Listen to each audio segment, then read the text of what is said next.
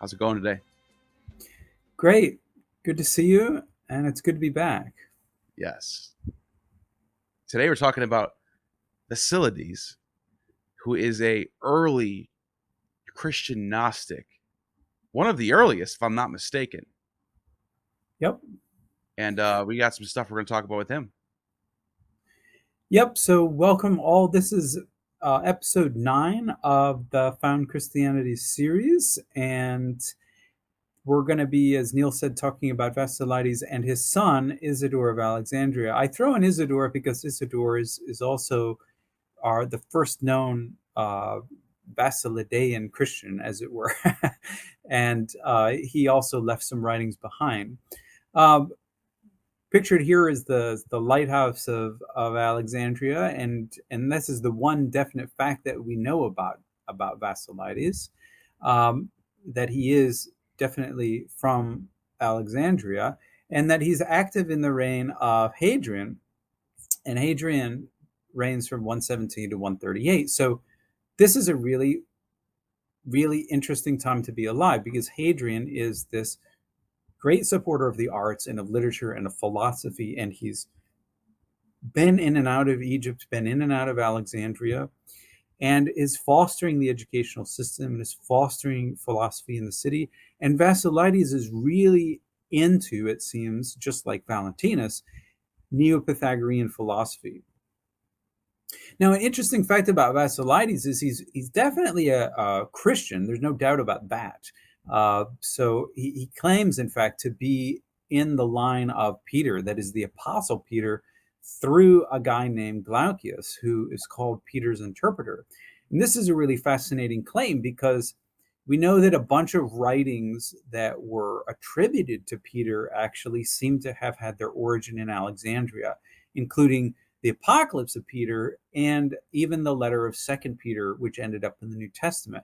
So we know that there's a kind of emphasis on Peter in Alexandria at this time, and Basilides is tapping into that apostolic authority. That's a fascinating element of his profile.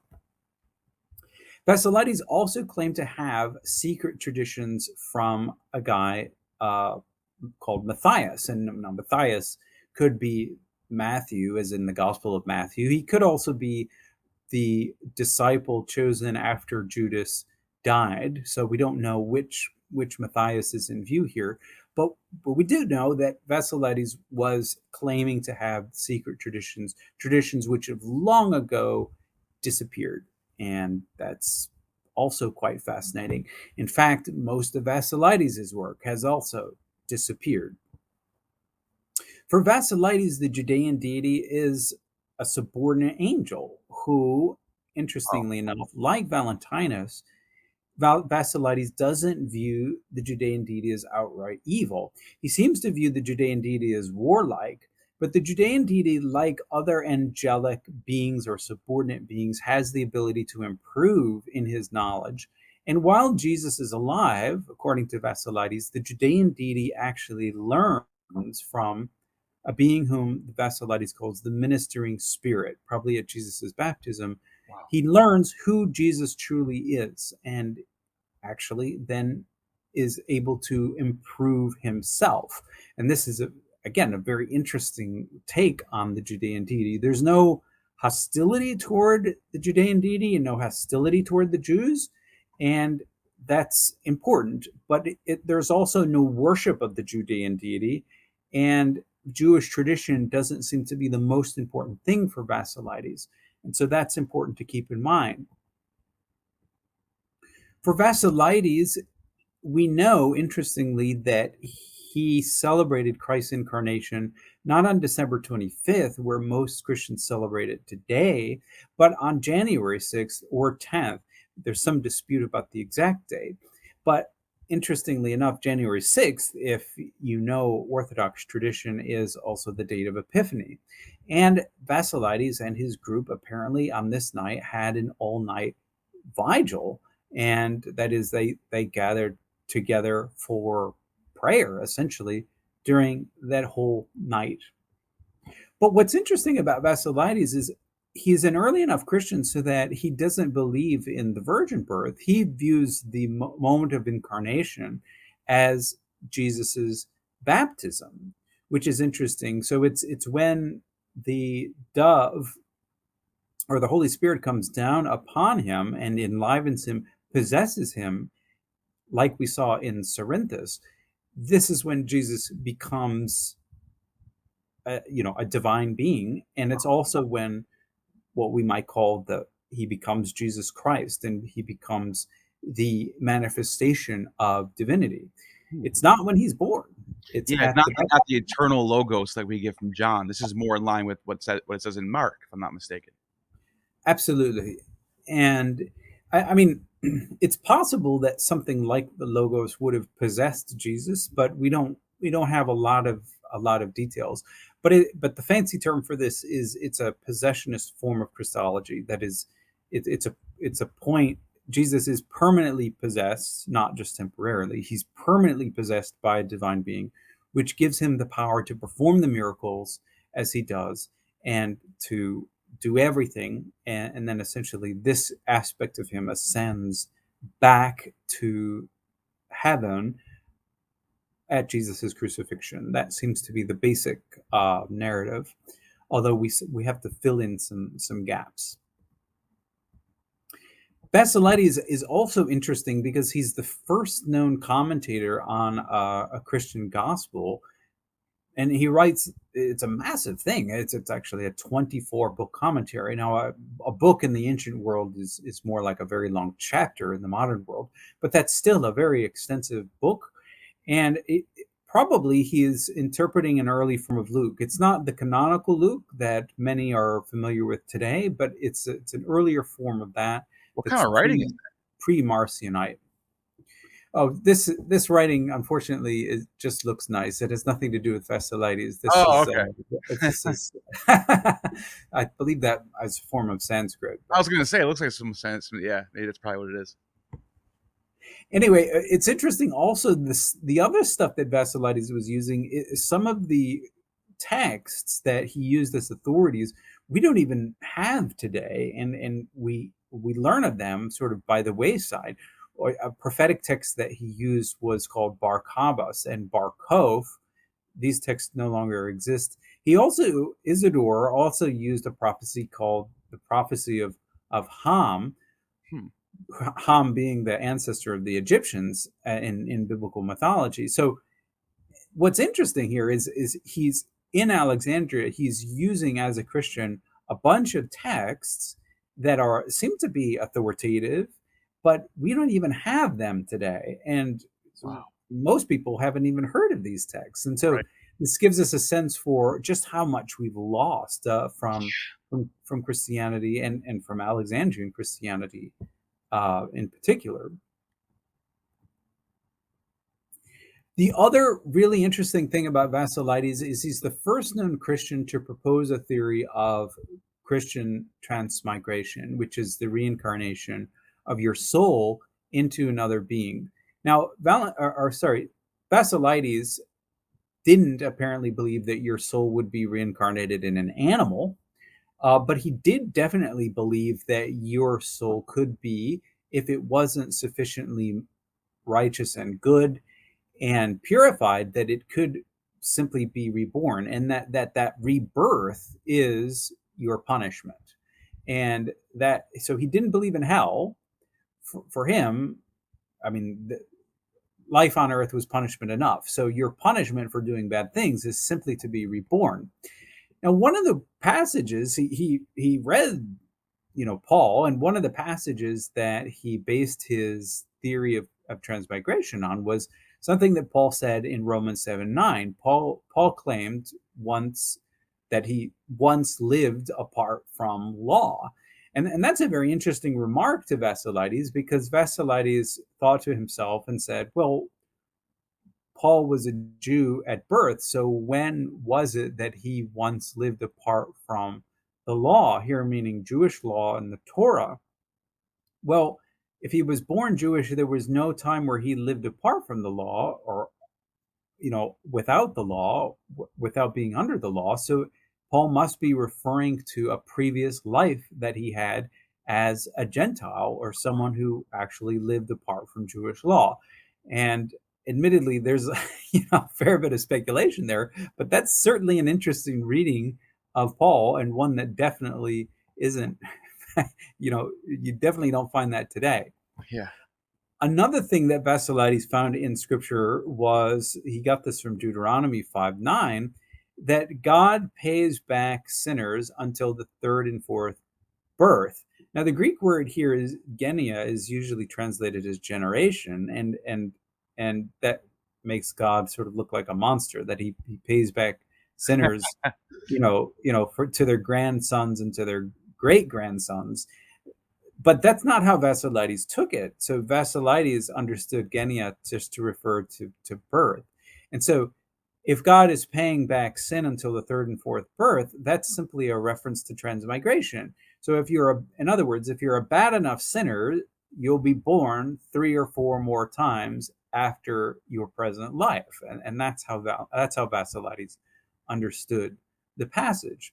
So this might sound weird, but it's an incredibly enlightened way of reading the scripture, because it first of all, it doesn't make God look like a monster, and it doesn't make Paul look like a fool, and it basically shows that there is no hell, right?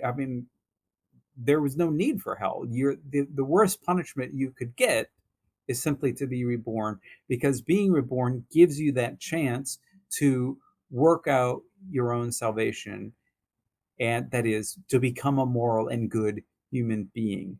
And some of us, in fact, the vast majority of us, need more than one human life to achieve that state of purity. Yeah. And that was his view. Wow.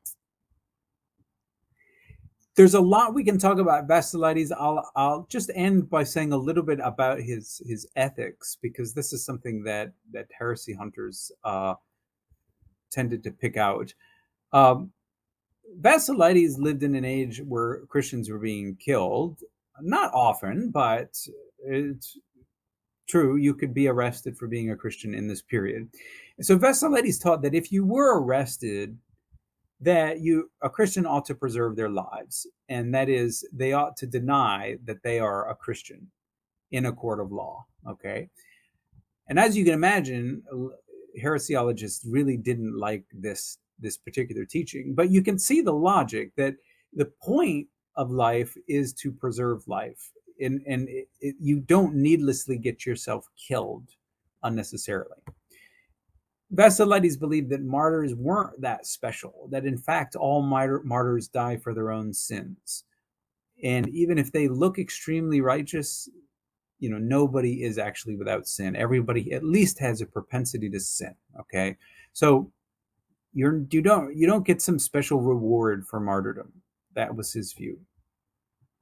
The goal of life is not to be this Christian superstar and get yourself killed. The goal of life is to live a quiet life in which you are learning the true knowledge, true gnosis, as you would say, and to uproot uncontrolled emotions.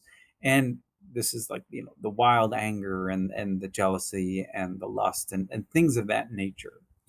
Basilides had a saying that the point of life is to desire nothing, to love everything, and to hate nothing. Wow. And I interpret this in terms of a Nietzschean sense of, this is the amor fati, this is the love of fate. You go through life, and one of the points of life is simply to accommodate yourself. It's dharma. So, yeah, to take on your karma, as it were, accept it, that this is your lot. You have choices with what you can do with your karma, but basically you should end up loving life and loving who you are and where you've been placed, and regardless of what your situation is, love yourself, love the world, and don't hate anything. And that's actually a surprising view for a Christian, because the Christianity many people grow up with today is usually telling them to be something different than they already are. So I just in closing, I'll just throw in this very quick thank you to my patrons who are watching this. Really appreciate your support, and I'm happy to answer your questions. And I'll just throw it open now in case, Neil, you want to jump in and clarify anything. I'm happy to do so. I know I kind of go fast with these PowerPoints. No, that was awesome. This is great. I love learning about these people in the early Christian in this second century. It's such a weird time for Christianity. Such a weird, like, everything's just all over the place. By the way, by the way, your book addresses found Christianities, because that kind of is what the Bart Ehrman book from 20 years ago talks about. Is like, we have all these different types of Christianities. They don't agree on anything. And he titles it Lost Christianities, which is, I thought your title is Found Christianities is genius, because you're actually going into that area and giving people the information of what was actually going on in this time period. As far as Basilides, I'm trying to say his name right now. I've been saying Basilides. Basilides. Either way, yeah. Do you? So it seems like he's got a lot of influence on the Neo-Pythagorean mindset of transmigration of the souls. Yep. So that's pretty. I think that's kind of obvious. There's really no question there. Just wanted to throw that out there. But my question is, do you know what his worldview of creation is? His account? Do you have any idea of what his is? Well, yeah. So all that we have from Basilides are fragments, and I've translated these and made them available on the Patreon site, and so you can read all that you want of Basilides. There's both testimonies about his life and thought, and then fragments. And yeah, you can sit down and read all of that within about 20 minutes and get everything that we know. Unfortunately, from what has survived, we don't know much in terms of the general fragments. Now, Irenaeus, who's later in the 2nd century, says a bunch of things that you need to be wary of. He is not always accurate, and my recommendation for my patrons is always check up on Irenaeus by the authentic fragments. And so, and don't, therefore, when you're studying someone like Basilides, be very careful. Like, if you're reading a dictionary article, sometimes all that people depend on is Irenaeus, and that gives you a very, very different portrait of Basilides than the authentic fragments do. And just recall that it's sort of like Jesus in the Gospels. Irenaeus is writing 50 to 60 years after Basilides, after a lot has changed and developed, and we don't know what his sources were or whether they're even accurate. So in terms of Basilides' creation story, I would say we don't know it. Now, there is a very interesting creation story attributed to Basilides in a book called The Refutation of All Heresies. And this I've translated, and you can find it on Amazon.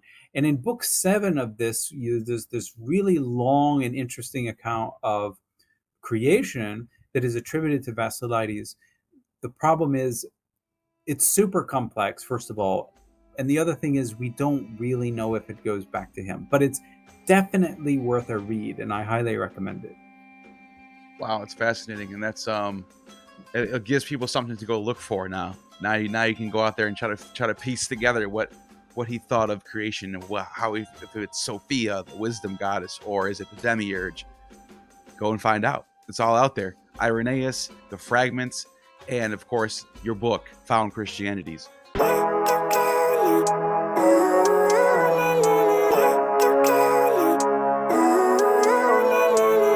Living life, every day, late at night, not okay. All I want, and I pray, all I need are some better days. Fuck me, I'm looking in the